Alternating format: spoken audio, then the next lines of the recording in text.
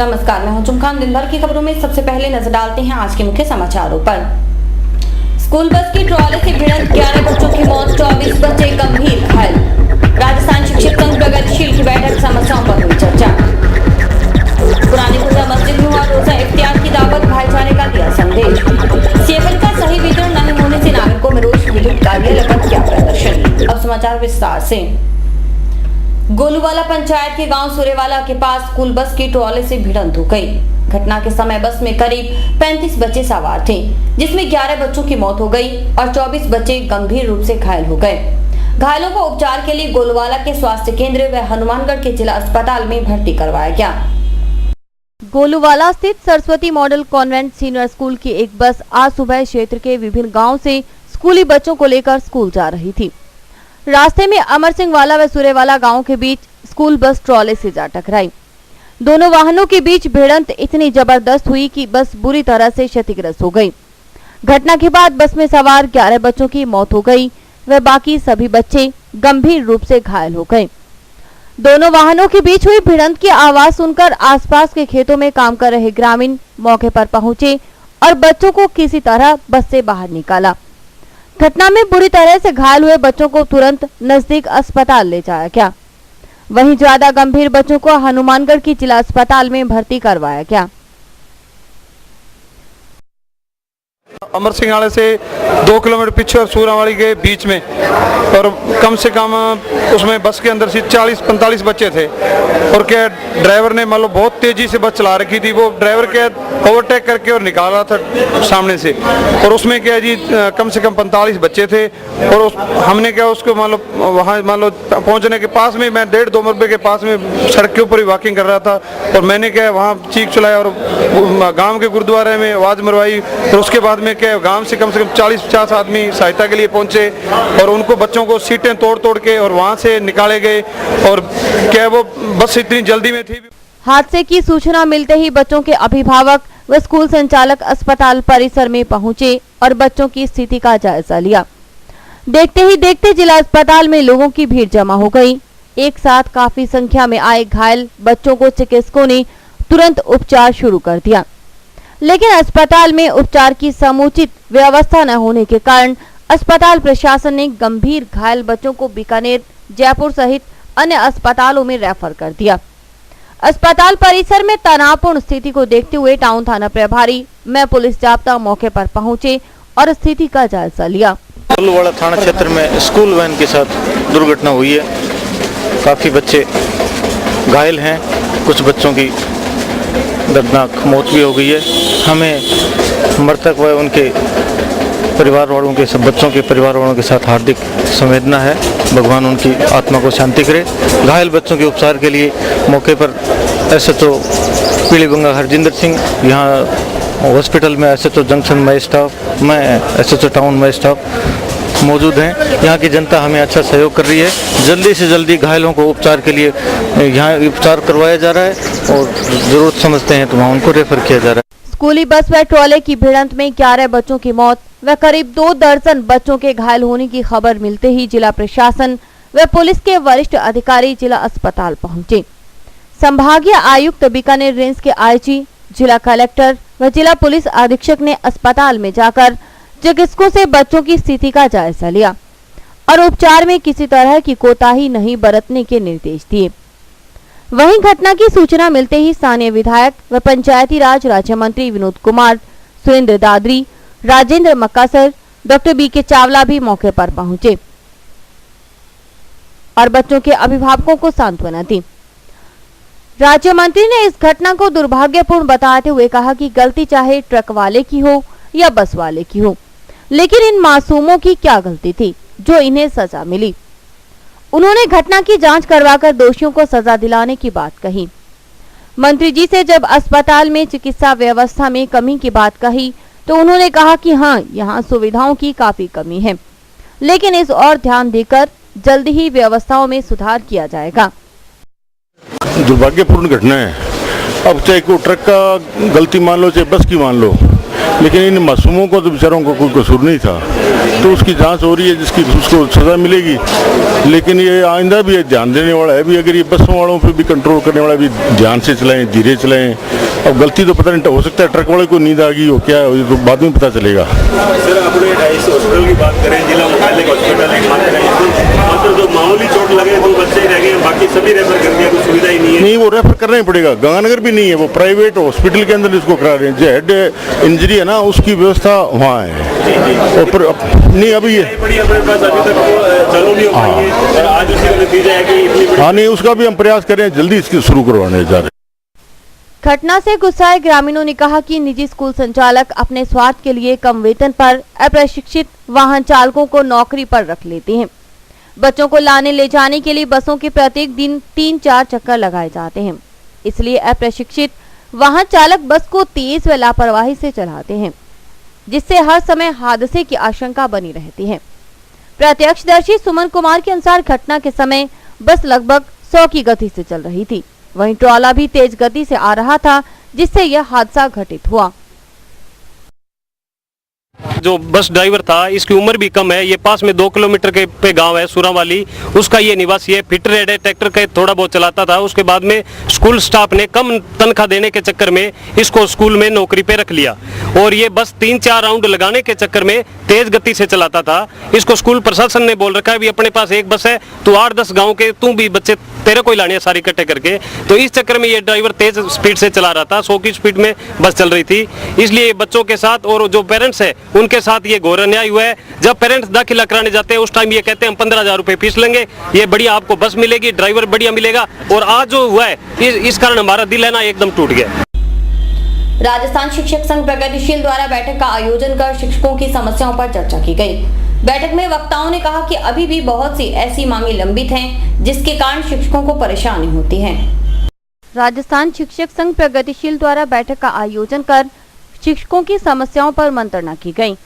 जिला मंत्री रामलुभाया तिन्ना ने बताया कि आज महत्वपूर्ण बैठक हुई है, जिसमें शिक्षकों के स्थायीकरण व शिक्षा विभाग में मंत्रालय कर्मचारियों की कमी के चलते शिक्षकों को हो रही समस्याओं और सेकंड ग्रेड भर्ती में धांधलेबाजी का आरोप लगाते हुए कहा कि शिक्षक संघ इसका विरोध करता है।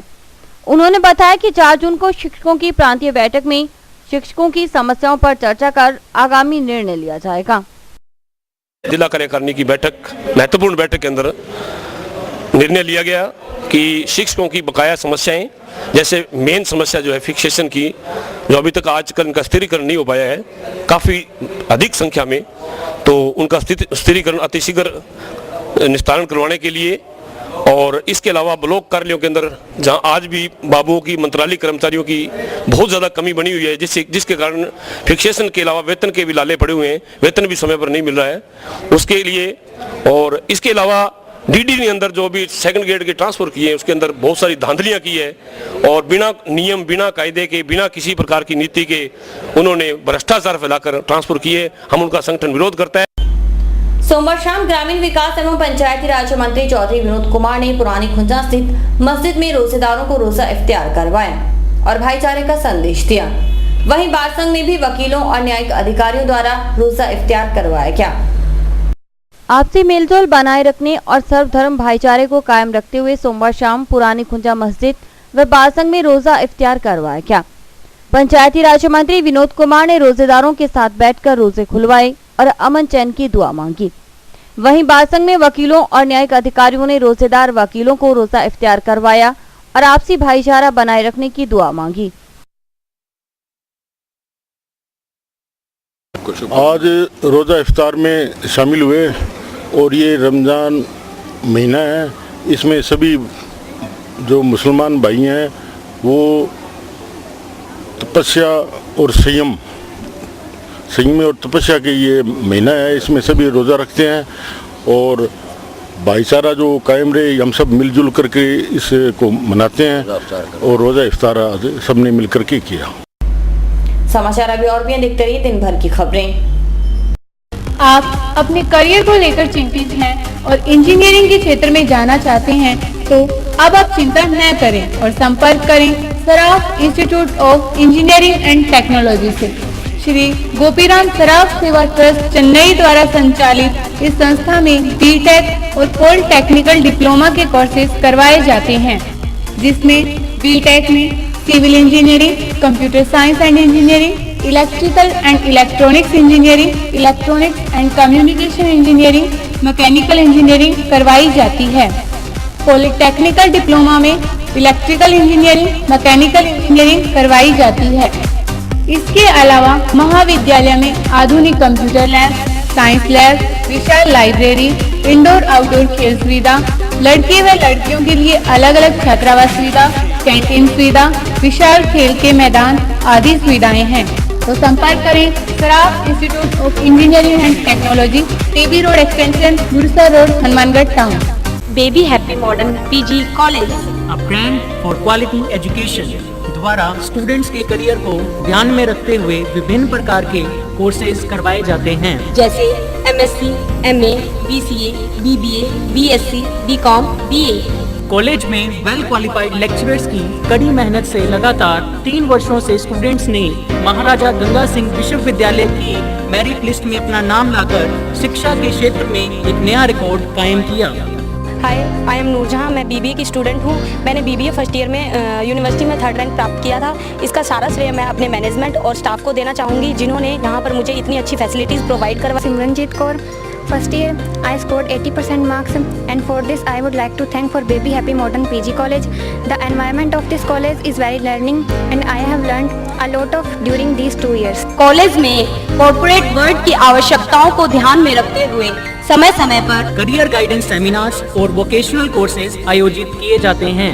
महाविद्यालय में library, labs, wifi, playground, canteen, transport आदि फैसिलिटीज प्रोवाइड की जाती है। संस्था का उद्देश्य स्टूडेंट्स को एकेडमिक्स के साथ साथ एक्स्ट्रा करिकुलम एक्टिविटीज जैसे कल्चरल, स्पोर्ट्स आदि में संपन्न बनाना है।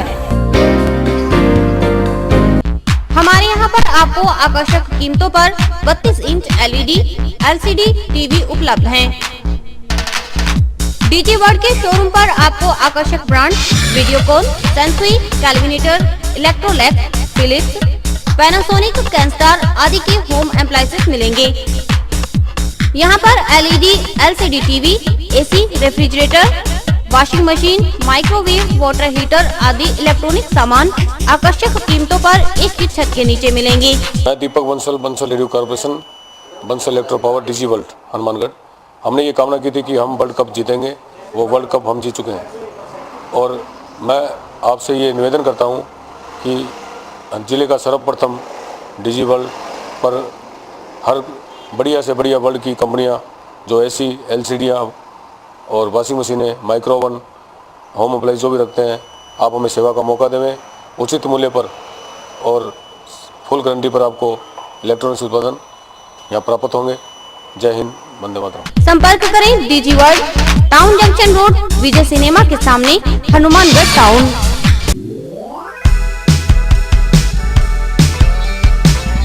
मीत कलेक्शन, एक complete gents wear showroom.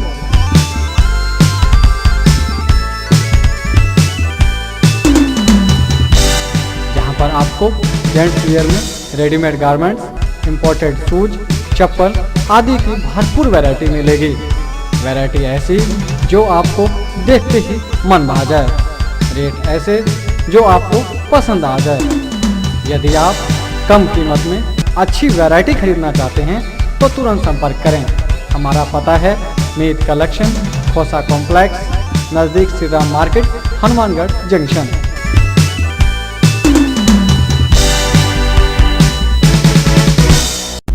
Goluwala के पास स्कूल बस और ट्रॉले की भिड़ंत होने से 11 बच्चों की जान चली गई और अब भी कई बच्चे जिंदगी और मौत के बीच लड़ाई लड़ रहे हैं। इस गंभीर समस्या को लेकर निजी स्वयंसेवी शिक्षण संघ ने टाउन के लोहिया स्कूल में बैठक का आयोजन किया।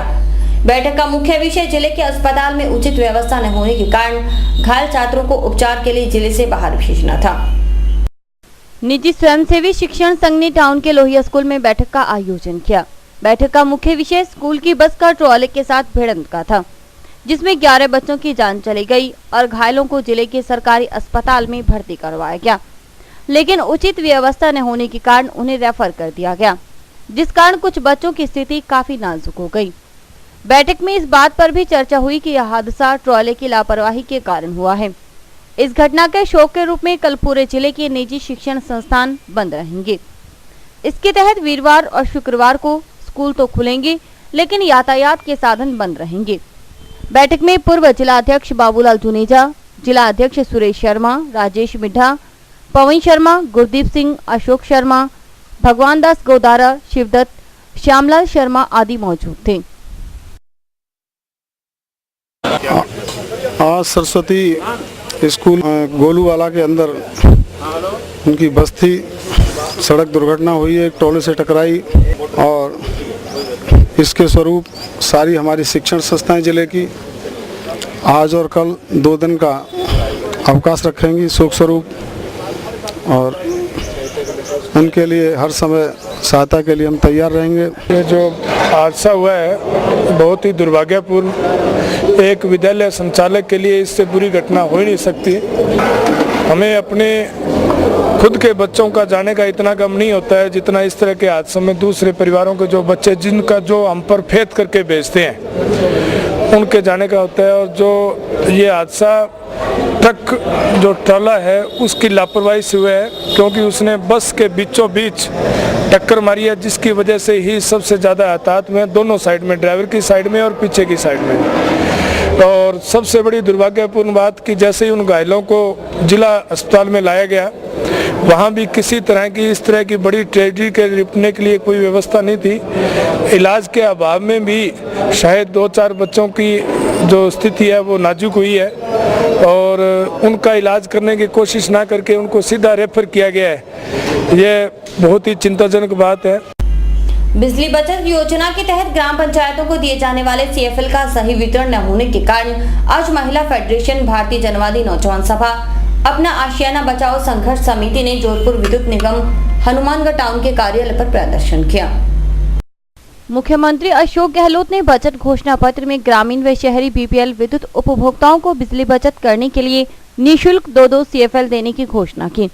इसके तहत जिले के प्रत्येक उपखंड के गांव में सीएफएल वितरण कार्यक्रम चल रहा है, लेकिन सीएफएल का सही वितरण न होने पर महिला फेडरेशन, भारतीय जनवादी नौजवान सभा व अपना आशियाना बचाओ संघर्ष समिति ने टाउन के जोधपुर विद्युत निगम कार्यालय पर प्रदर्शन किया। हैरानी की बात यह है कि 3 घंटे तक चलने वाले इस प्रदर्शन के दौरान निगम का कोई भी अधिकारी कार्यालय में उपस्थित नहीं हुआ। आक्रोशित लोगों का कहना है कि बीपीएल कार्ड धारकों को सीएफएल का वितरण नहीं किया जा रहा। जिनके नाम पर मीटर हैं, केवल उनको ही सीएफएल दिए जा रहे हैं। विद्युत निगम के एएन द्वारा अभद्र व्यवहार के कारण भी लोग काफी निराश थे। लंबे समय तक चलने वाले प्रदर्शन के बाद विद्युत निगम के कार्यालय में तहसीलदार व अधिशासी अभियंता लाभ सिंह मान मौके पर पहुंचे। अधिशासी अभियंता ने कहा कि सीएफएल के वितरण में जो समस्या चल रही थी उसे उच्च अधिकारियों से बातचीत कर उसका हल निकाल लिया गया है और अब जल्द ही वार्डों में सीएफएल का वितरण शुरू कर दिया जाएगा। यहाँ पे बीपीएल के आधार पे सीएफ लेने आए हैं, लेकिन यहाँ पे कोई नहीं है और सरकार की सारी जिम्मेवारियों की धज्जियां उड़ाई जा रही हैं। एक तरफ तो कहते हैं कि बीपीएल के आधार पे हम आपको सीएफ दे रहे हैं और दूसरी तरफ कहते हैं कि बिजली का बिल लेकर, बिजली का बिल हम भरते हैं और दूसरी तरफ कहते हैं कि जिसके नाम पे बिल है उसी को देंगे। और जब हम ये लेने आते हैं तो कह देते हैं कि बिजली का बिल लेके आओ, बीपीएल लेके आओ। जब लेके आते हैं तो यहाँ पे हमें कोई मिलता भी नहीं है और जब यहाँ पे आते हैं तो कह देते हैं कि है नहीं यहाँ पे कोई। और जब यहाँ पे लेने आए हैं तो यहाँ पे कोई अधिकारी नहीं है, इसलिए हम आज यहाँ पे इकट्ठा हुए हैं। आज हम लेके जाएंगे या फिर हमारी कोई सुनवाई की जाए। हमारी बात की यहाँ पे कोई सुनवाई नहीं होती है कि हमें सीएफएल नहीं मिल रही है और हमें रोज गली में अनाउंसमेंट की जाती है। आज मिलती है, हम रोज यहाँ आते हैं और हमें ना मिलती, यहाँ कोई अधिकारी नहीं मिलता है हमें। और गर्मी में यहाँ फिर बीपीएल की हमें कोई सुविधा नहीं मिल रही है, तो हमें क्या फायदा इसका? हमें कोई फायदा तो मिले बीपीएल का, और हमें अगर सीएफएल ना मिली आज हम यही बैठे धरने पे। राजस्थान सरकार का बीपीएल परिवार को सीएफएल योजना का भुगतान एएन हनुमानगढ़ द्वारा नहीं किया जा रहा है। इसके उपलक्ष्य में महिला फेडरेशन, जनवादी नौजवान सभा और पार्षद बेनीवाल के द्वारा संयुक्त रूप से एक यह प्रोग्राम रखा गया, क्योंकि सरकार के द्वारा राजस्थान के अंदर प्रत्येक बीपीएल कार्डधारी को 2 सीपीएल आवंटन करने की बात कही है, लेकिन राजस्थान के अंदर एक हनुमानगढ़ एक संभाग के एएन जो यहाँ के नाम के एएन जो है वो इस बात को आदेश को राजस्थान सरकार के आदेश की पालना नहीं करने के लिए ये कह रहे हैं कि हमारे पास इस तरह के कोई आदेश नहीं है, हमारे पास सिर्फ जो बिल होगा और उसका राशन कार्ड होगा केवल मात्र हम उनको देंगे। क्योंकि लोगों के जो कनेक्शन है वो पहले वाले के नाम ही पड़े हैं, उन्होंने अपना नामांतरण कराया नहीं है, इस वजह से ये दिक्कत आ गई। अब इसको उच्च अधिकारियों से बात करके और इसको सॉर्ट आउट कर लिया गया है। हाँ, बटे नहीं है तो उसकी ये तारीखें नई घोषणा करके उसको वार्ड वाइज अपने 2 तारीख से लेकर 13 तारीख तक ये नए सिरे से कर दिया। वार्ड वासियों की थोड़ी सी समस्या उठी थी CFL वितरण के बारे में, तो कई बार स्टाफ में भी गलतफहमी रह जाती है, नियम ढंग से वो पूरा नहीं पढ़ते हैं, उस वजह से प्रॉब्लम आ जाती है। BPL जो कार्डधारी हैं उन सबको नियमानुसार CFL वितरण होना है और उसी अनुसार स्टाफ को एक्शन साहब ने निर्देश भी दे दिए हैं, उच्च अधिकारियों से मार्गदर्शन भी ले लिया है और अब उम्मीद है कोई समस्या नहीं आएगी इस बारे में। मौके पर माकपा कार्यकर्ता रघुवीर वर्मा, बहादुर सिंह, रामकुमार, विमला देवी, सुरेंद्र बेनीवाल, प्रभुदयाल, दिव्या देवी, लता देवी आदि मौजूद थे। का भुगतान करो, भ्रष्टाचारियों की जांच करो,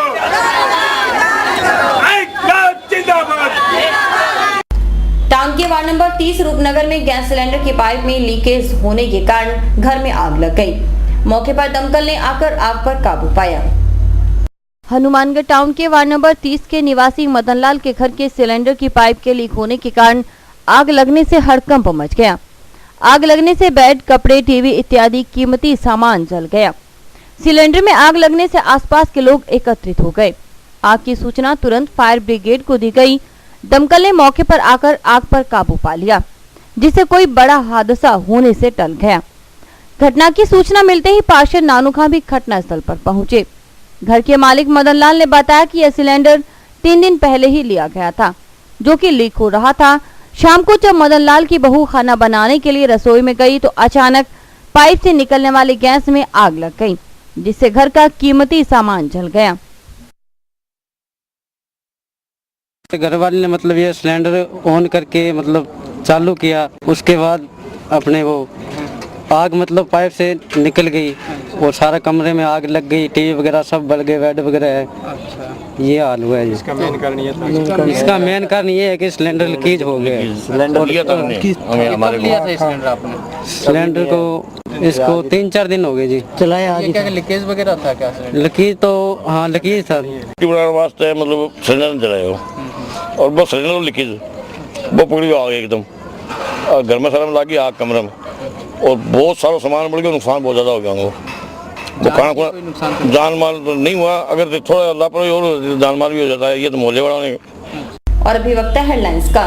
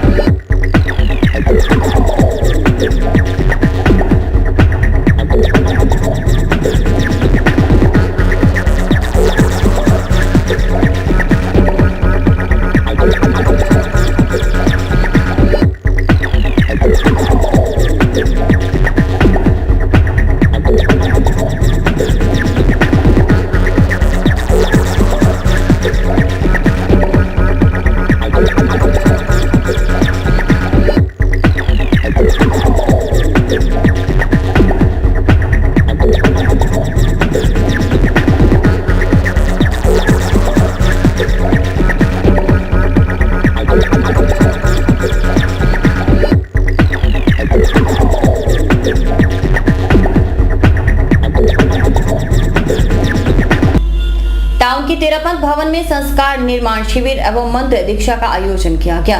संस्कार निर्माण शिविर में काफी संख्या में लोग पहुंचे। इस मौके पर 15 दिन की तपस्या करने पर अलका डूगर को सम्मानित किया गया। टाउन स्थित तेरापंथ भवन में जैन साध्वी कनक रेखा के सानिध्य में संस्कार निर्माण शिविर एवं मंत्र दीक्षा का आयोजन किया गया। इस मौके पर साध्वी कनक रेखा ने प्रवचन दिए और सभा को संबोधित करते हुए कहा कि जीवन निर्माण के अनेक माध्यम हैं। सबसे महत्वपूर्ण मार्ग है ईश्वर मंत्र का, जिससे हमारे भीतर की शक्तियां उजागर होती हैं। उन्होंने नमस्कार मंत्र के महत्व को बताया और सभी को 27 बार नमस्कार महामंत्र का स्मरण करने के लिए संकल्प दिलाया। इस मौके पर साध्वी कनक रेखा ने अलका डुगर को 15 दिन की तपस्या करने पर सम्मानित किया। संस्कार निर्माण शिविर के दौरान काफी संख्या में लोग दीक्षा लेने के लिए पहुंचे। अलका डुगर ने 15 की तपस्या की है, उसको मैं ये कहूँगा कि हनुमानगढ़ तेरह पंथ समाज के अध्यक्ष राजेंद्र जी बैद जी व सारा समाज ने अच्छी ये एक प्रयास किया है कि 15 की तपस्या का हार्दिक अभिनंदन किया, उसमें मुझे भी बुलाया, मैं इनका हार्दिक आभार व्यक्त करता हूँ। दूसरी ओर मैं आंचलिक समिति की तरफ से यह कहूँगा कि गुरुदेव की 2014 की यात्रा है, उसके लिए 11 तारीख को 11 अगस्त 2014 को लाडनू में जाना है, उसमें ज़्यादा से ज़्यादा लोग हर जगह से पहुँचे। टाउन के भद्रकाली मंदिर में राइस बेल्ट की किसान संघर्ष समिति द्वारा 9वें विशाल भंडारे का आयोजन किया गया। इस भंडारे में शुद्ध देसी घी के हलवे और छोले का प्रसाद वितरित किया गया। भंडारे की शुरुआत भद्रकाली मां को प्रसाद देकर की गई। किसान संघर्ष समिति राइस बेल्ट द्वारा किसानों की खुशहाली व सुख समृद्धि के लिए हर वर्ष की भांति इस बार भी हवन यज्ञ व भंडारे का आयोजन किया गया। टाउन के भद्रकाली मंदिर में 9वें विशाल भंडारे का आयोजन हुआ। सुबह 9 बजे हवन किया गया। हवन यज्ञ में राजेंद्र कुमार, बलदेव सिंह, सतवीर सिंह, करनैल सिंह व दलपत सिंह ने पूरे परिवार सहित पूर्ण आहुति दी। भंडारे में शुद्ध देसी घी का हलवा व छोलों के प्रसाद का वितरण किया गया। सर्वप्रथम मां भद्रकाली को भोग लगाकर भंडारे की शुरुआत की गई। इसके बाद सैकड़ों श्रद्धालुओं और राहगीरों को प्रसाद ग्रहण करवाया गया। इस मौके पर अजीत सिंह, मोंटी सिंह, ओम भादु आदि ने किसानों का सहयोग किया। ये भंडारा हमारा 9वां भंडारा है और सारे क्षेत्र की खुशहाली के लिए हम हर साल ये भंडारा करते हैं और हर मिल के सब किसान इसमें सहयोग देते हैं। और इसी के साथ समाचार समाप्त हुए। रुझान देखते रहिए समाचार। नमस्कार।